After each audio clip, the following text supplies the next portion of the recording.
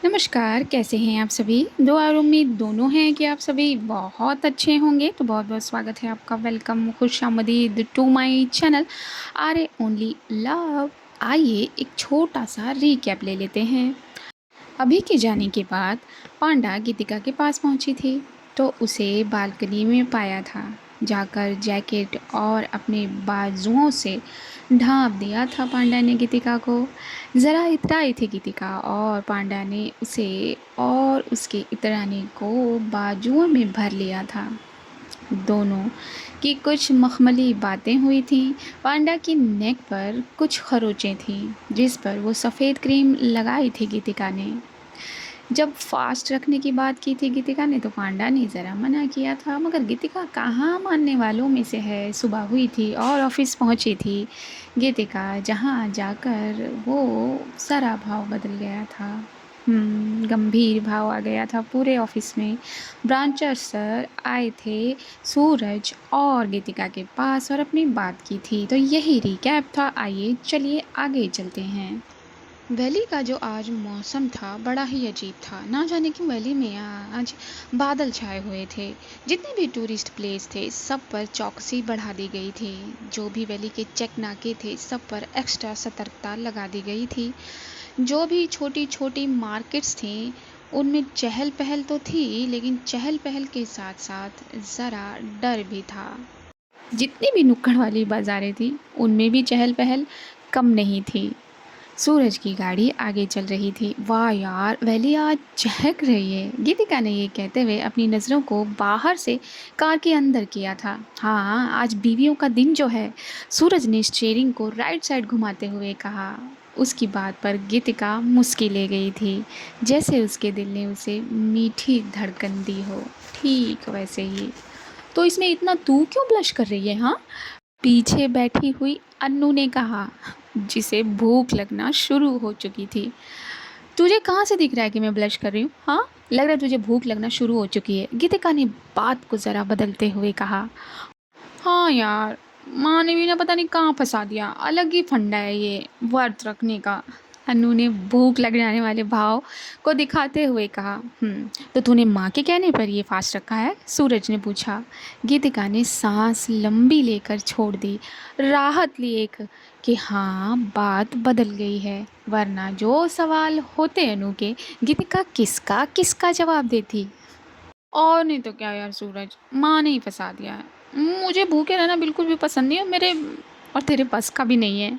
सूरज ने कहा। हाँ, इस बार तो सही है। और ये क्या बात हुई यार कि एक के खाना ना खाने से किसी और की लंबी उम्र हो जाएगी? जो खाना नहीं खा रहा है वो क्या कमज़ोर नहीं हो जाएगा? देखना मैं कितनी कमज़ोर हो गई हूँ। अनु की इस बात पर दोनों हंस दिए थे, क्योंकि अनु अपनी बात ख़त्म करते ही फट से सामने वाले शीशे में अपने आप को देखने लगी थी, या फिर ये कहें अपने चेहरे के पार्ट्स को दिखाने लगी थी कि देखो कमज़ोर हो गई हूँ मैं। बस बस आप ये रहने दीजिए, वो मैं कर दूँगी।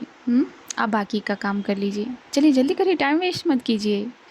जो घर का काम कर रही थी पांडा ने उनसे बहुत धीरे से कहा था, और वो पांडा की इस धीमी बात को सुनकर मुस्कुरा रही थी। ठीक है। और अपने कदम ज़रा सोफ़े की तरफ कर दिए थे उन्होंने, और सोफ़े को वो सहेजने लगी थी। पांडा के कानों में उनकी आवाज़ ज़रा धीमी लगी होगी।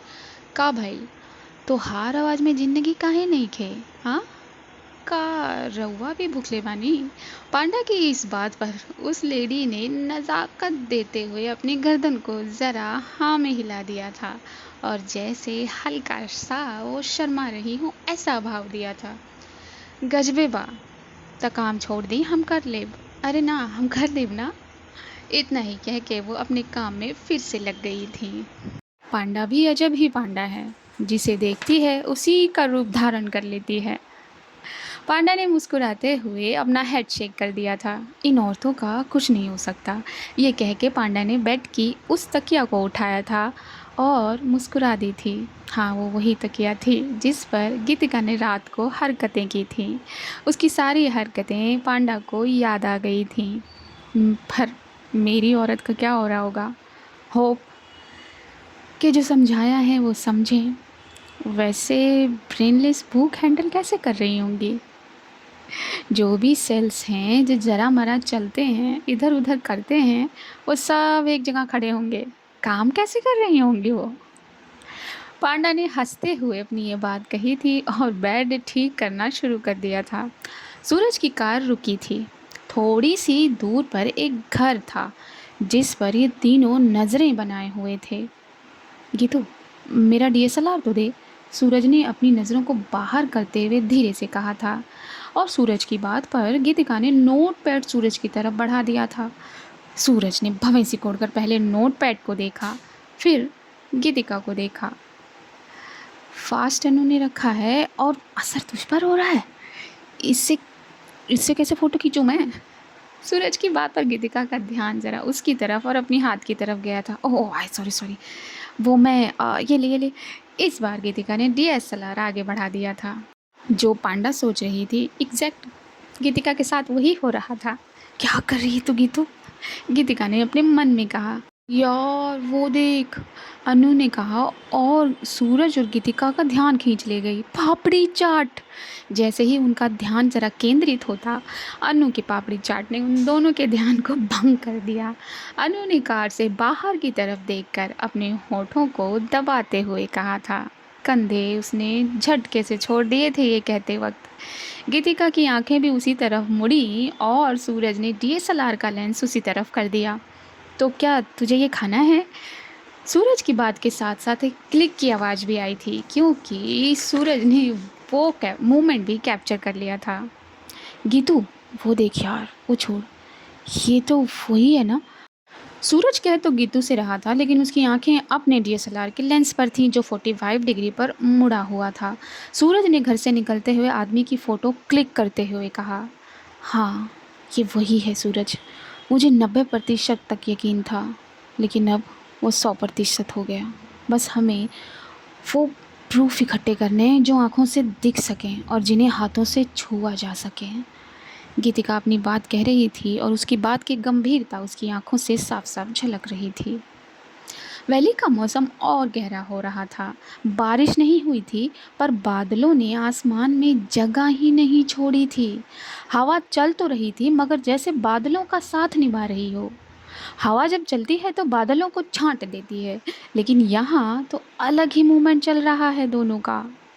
पांडा अपनी ड्रैगन टीम के साथ बेस पर है। वो बेस के यार्ड में चल रही है और उसके पीछे और आगे बगल ये उसकी टीम चल रही है। कुछ बातें कर रही हैं ये लोग, कुछ मजाकिया हैं तो कुछ गंभीर हैं।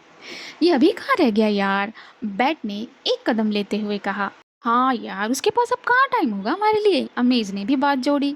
अरे आज तो उन्हें अपना टाइम ले लेने दो। हाँ, आज तो हमें खुद उन्हें टाइम देना चाहिए। ये सैम के अल्फाज थे। इन सब की बातें सुनकर बस हल्की हल्की मुस्कान दे रही थी पांडा। बिल्कुल ठीक कहा सैम ने, आज उसे टाइम दे दीजिए। पांडा ने अपनी गर्दन तीनों पर छोड़ी थी ये कहते हुए, वैसे यार हम में से सबसे ज़्यादा लकी अभी है, अमेज ने दिल उदास करते हुए कहा। अब ये लोग चलते चलते बातें कर रहे थे तो ये लोग अब अपने प्लेन्स की जगह पहुंच गए थे और पांडा ने अपने पैरों को अपने जेट के ठीक सामने रोक दिया था और वो अपनी हथेली से अपने जेट को सहलाने लगी थी। उसकी आंखों में गर्व होता है जब वो अपनी हथेली से अपने जेट को सहलाती है। उसकी गर्दन अपने आप उचक जाती है और वो सीना अपने आप फूल जाता है गर्व को महसूस करते हुए। साथ साथ अमेज की बात का एहसास भी उसे हो रहा था कि कितना लकी है अभी। अच्छा, और आप लकी नहीं हैं? पांडा जेट के बीच वाले एरिया में पहुंच गई थी जहां वेपन्स को रिलोड किया जाता है। और नहीं तो क्या, हमारे लिए कौन है पांडा जो हमारे लिए इतना सोचे, हमारे लिए भूखा रहे। हाँ, कहाँ ही ऐसी किस्मत है। बैट ने ये कहते अपने कंधे झुका दिए थे। अरे आपकी गर्लफ्रेंड कहाँ गई? अम्बेज ने जरा छेड़ा था। उसे भूखा रहना बिल्कुल भी पसंद नहीं है, 1 मिनट वो भूखा नहीं रह सकती। अच्छा, तो आप रख लीजिए उसके लिए ये व्रत, पांडा ने कहा। पांडा, मैं नहीं रह सकता बिना खाए। तो फिर आप कैसे कह सकते हैं कि आप लकी नहीं हैं? आप भी तो लकी हुए। कि सब बेड की तरफ देखकर मुस्कुरा दिए थे। क्या लकी की बातें हो रही हैं? अभी ने जल्दी जल्दी अपने कदमों से अपने आप को इनकी तरफ बढ़ाते हुए कहा था। अरे तू आ गया? पांडा ने अभी की तरफ देखते हुए कहा। हाँ, और नहीं तो क्या। इससे पहले आगे कुछ बोल पाता अभी तभी एक आवाज़ अलग से आई। फाइटर, आप सभी को सीओ सर ने बुलाया है। ये भी तो एक फाइटर ही थे जो आकर इन्हें संदेशा दे रहे थे और सभी लोग इंस्ट्रक्शन हॉल की तरफ बढ़ गए थे। सीओ सर वहाँ 2 ऑफिसर्स के साथ पहले से मौजूद हैं। सभी फाइटर ने अंदर जाते ही अपनी गर्दन को ऊंचा किया और एक सल्यूट तान दिया। जय हिंद सर। सभी की वो ऊंची पुकार थी, जय हिंद। सीओ सर के साथ बाकी के ऑफिसर्स ने भी अपनी गर्दन को ऊपर किया था। सभी अपनी अपनी चेयर पर जाके बैठे थे, अपनी स्पाइनल कॉर्ड को सावधान किए। पांडा ने अपनी चेयर बोर्ड पर अपना चश्मा निकाल कर रख दिया था। अपने दोनों हथेलियों को बांधे हुए उसने अपनी नज़र सामने की थी। फाइटर्स, जैसा कि आप लोगों को पता है, फेस्टिव सीज़न चल रहा है हमारे देश में। वक्त तो है कि अपनों के साथ ये सीज़न इंजॉय किया जाए, बिताया जाए। हमारी इंजॉयमेंट से ज़्यादा हमारे देश की सुरक्षा हमारे लिए मायने रखती है। इन पलों की कुर्बानी कभी ज़ाया नहीं जाती, ये भी हमें मालूम है। हमारे जैसे कई फाइटर्स हैं जो अपने देश के लिए अपने साथियों के साथ बिताए पलों को कुर्बान कर देते हैं ताकि हमारे देशवासी सुरक्षित रह सकें। हम अपने देशवासियों की निगरानी कर सकें, उन्हें सेफ जगह और वक्त दे सकें। लेकिन इसी वक्त का दुश्मन भी इंतज़ार करता है। खबर मिली है कि हमारे देश की आंतरिक सुरक्षा पर किसी की नज़र है। ये कावड़ हमारे देश की आंतरिक सुरक्षा को नुकसान पहुंचाना चाहते हैं, तोड़ना चाहते हैं। सीईओ सर अपनी बात कहते हुए दाहिनी से बाहिनी तरफ आ चुके थे और उन्होंने अपने आप को सीधा घुमा दिया था और उनकी नज़र सीधा पांडा पर गई थी। तो जो ये वैली में ब्लास्ट हुए हैं, ये इन्हीं लोगों ने कराए हैं। सैम के इस सवाल पर सीईओ सर की नज़र शिफ्ट हो गई थी पांडा से सैम पर। इसका पता लग ही जाएगा, लेकिन उस वक्त का इंतज़ार नहीं किया जा सकता। मैं चाहता हूँ मेरे सारे फाइटर्स तैयार रहें, किसी भी सिचुएशन के लिए, किसी भी दुश्मन को धराशाही कर देने के लिए। सीईओ सर ने अपनी गर्दन उचका ली थी और ज़्यादा। क्या कोई सिरा मूवमेंट ले गया है सर? पांडा ने पूछा था। यस, सीईओ सर ने अपनी गर्दन को हाँ में हिलाया था। अगर पहल हुई तो उसका जवाब देने के लिए हमें तैयार रहना होगा और मैं चाहता हूँ मेरी ड्रैगन टीम हमेशा अपनी कमर कस कर रखे। We are always ready for our country sir, अमेज ने कहा और इतनी बुलंद आवाज़ में कहा, सबके भाव जैसे वो अपनी आवाज़ में खींच ले गया हो। और ये सभा यहाँ डिसमिस हो गई थी। ये जर्नलिस्ट की टीम अब गीतिका के कैबिन में थी। अपने उस क्लू बोर्ड पर गीतिका वो पिक्चर पिन अप कर रही थी। ये तीनों मिस्टर सिंह की फैमिली से मिल आए थे और गीतिका का ध्यान सिर्फ और सिर्फ मिसेस सिंह पर था। क्या हुआ गीतू?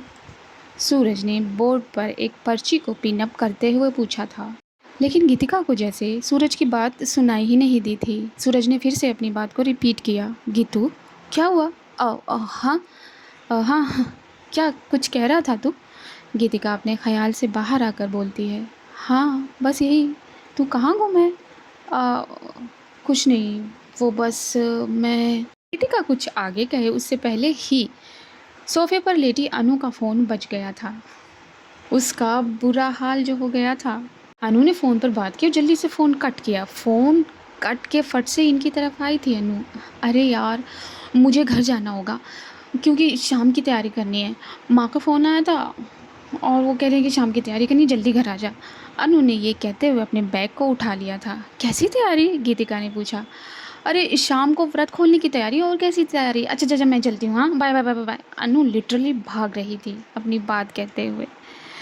मैं ये फ़ोटो डेवलप करके आता हूँ। ये भी ना। सूरज ने अनु की इस हरकत पर ज़रा अपनी गर्दन हिलाई और DSLR लेकर वो वहाँ से आगे की तरफ बढ़ गया।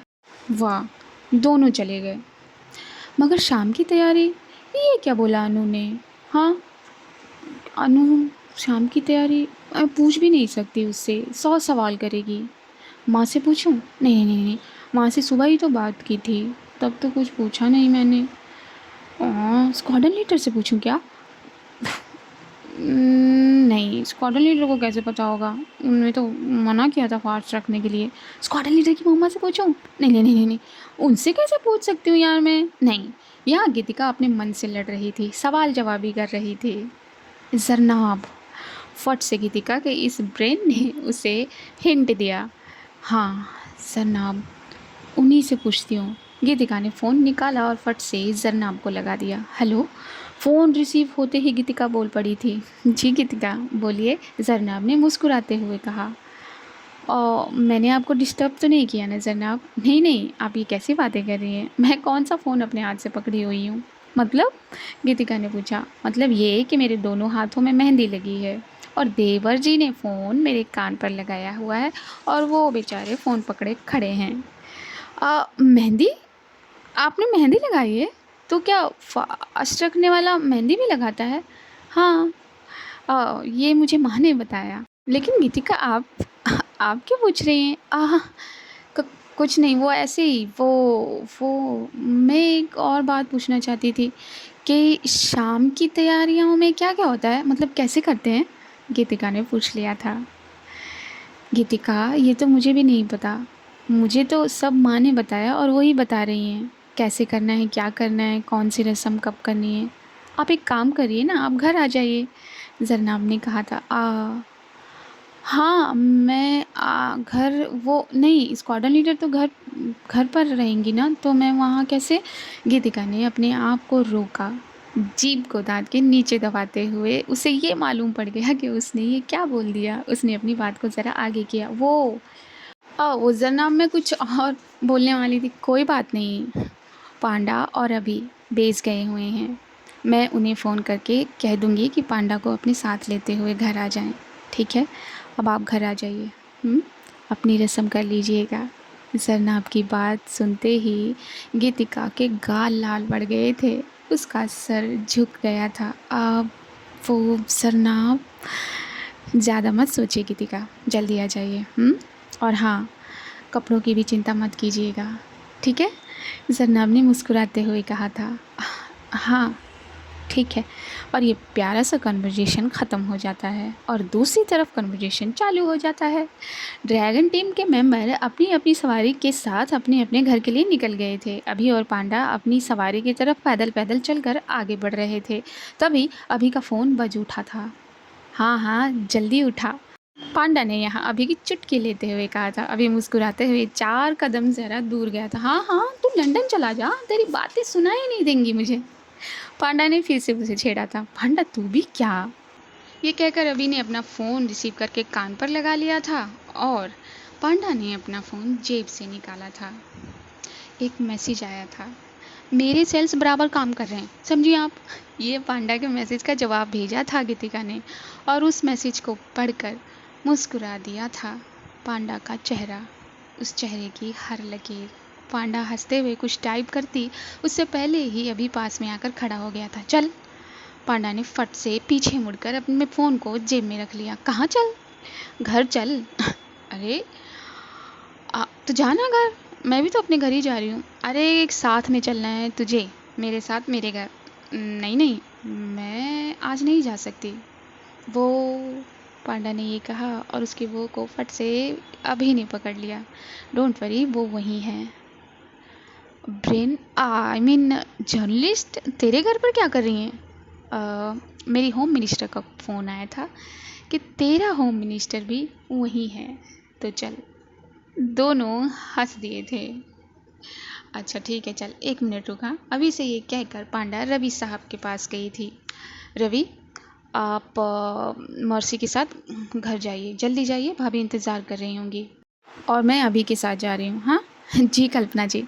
और हाँ, उनके लिए अच्छा सा कोई गिफ्ट लेते हुए जाइएगा। जी जी कल्पना जी। रवि साहब ज़रा शर्मा गए थे। अरे ये शर्माना वरमाना छोड़िए, जल्दी करिए, टाइम वेस्ट मत करिए, चलिए चलिए जाइए। पांडा अभी के पास आई थी और रवि साहब मर्सी के वो लिए मुड़ गए थे। दिन का उजाला अब ज़रा ढल रहा था, जो अंधेरे में बदल रहा था। लेकिन आज ये अंधेरा बहुत जल्द हो रहा था। बादलों ने जो यहाँ आसमान को घेरा हुआ था, जल्दी से अभी की गाड़ी आगे चलने लगी थी। तभी पांडा ने कुछ कहा। अभी यार गाड़ी रोक। क्यों, क्या हुआ? अरे गाड़ी रोकना, वो देख। अब पांडा ने बाहर देखने के लिए कहा और अभी ने ज़रा बाहर की तरफ अपनी नज़र की तो देखा एक ज्वेलरी शॉप था। ज्वेलरी शॉप में क्यों जाना है? हे मुरलीधर, ज़रा मुरली बजाओ और मेरी इस पार्थ को अक्ल प्रदान करो। तेरी बीवी का फर्स्ट करवा चौथ है, तो कुछ लेगा नहीं है उसके लिए? हुँ? पांडा ने अपने पार्थ को समझाया था यहाँ। ओह माय गॉड पांडा, मैं तो भूल गया था। पता नहीं जनाब तुझे कैसे झेलती है। चल जल्दी कर। और ये दोनों निकलकर ज्वेलरी शॉप की तरफ बढ़ गए थे। अब आगे का हाल हम अगले भाग में जानेंगे। जब तक के लिए आपको इंतज़ार करना होगा। तो बस चैनल पर नए हैं तो चैनल को लाइक कर दीजिए, सब्सक्राइब कर लीजिए, शेयर कर लीजिए और मैं क्या बोलते हैं वो, हाँ कमेंट कर दीजिए। बाकी मुस्कुराते रहिए, अपने पेरेंट्स का ख्याल रखिए। हाँ, अपने पेरेंट्स के लिए, सामने वाले के पेरेंट्स के लिए दुआएं करते रहिए, नीडी चिल्ड्रंस के लिए दुआएं करते रहिए, इंसानियत के लिए दुआएं करते रहिए। 1 मिनट, पेज नंबर 5 कहाँ चला गया? मिल गया। और उस प्रेग्नेंट लेडी के लिए दुआएं करिए जो अपने अंदर एक नन्ही सी जान को समाये हुए है। बस मुस्कुराते रहिए। मुस्कुराने की दुआ मांगती हूँ मैं और इसी खूबसूरत मोड़ पर इजाज़त लेती हूँ। नमस्कार।